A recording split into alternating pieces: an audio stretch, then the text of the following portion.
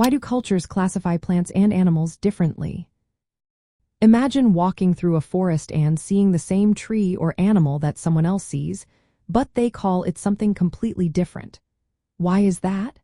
It all comes down to how different societies see and understand the world around them. Cultures organize and name plants and animals based on what matters most to them, not just on scientific facts. In scientific taxonomy, scientists group living things by shared biological traits and evolutionary history. They use detailed rules to classify species, like how a lion and a tiger are both big cats because they share many features. But cultures don't always think this way. Instead, they create what are called folk taxonomies, which are based on what is useful, meaningful, or visible in everyday life. For example, a community that depends on a certain plant for food or medicine might have many different names for its varieties. The Tzeltal Mayan people, for instance, have many names for different types of beans because they use them so often. They might see a bean as a different kind depending on its size, color, or how it is used, even if science groups them all as one species.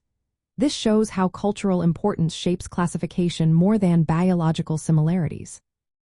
People also classify based on what they observe in their environment. In ancient Egypt, animals were grouped by how they looked or what they symbolized in religion.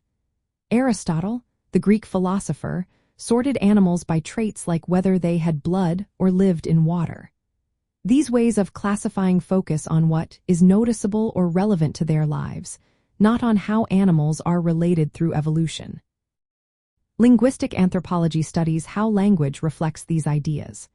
The words a culture uses for plants and animals reveal what they value and how they see their surroundings. These names are more than labels. They carry stories, relationships, and ecological knowledge.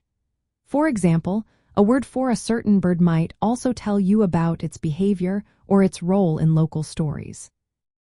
Knowing how cultures classify living things helps scientists and conservationists work better with local communities. It helps protect biodiversity and keeps traditional knowledge alive. When people understand that classification is shaped by culture, they see that how we organize nature is not just about biology but also about what we find meaningful. So, the reason cultures classify plants and animals differently is because they see and value the world in ways that are unique to their experiences. These systems tell us a lot about what a society considers important and how it interacts with its environment. It's a reminder that human thought about nature is as diverse as the cultures that live on Earth.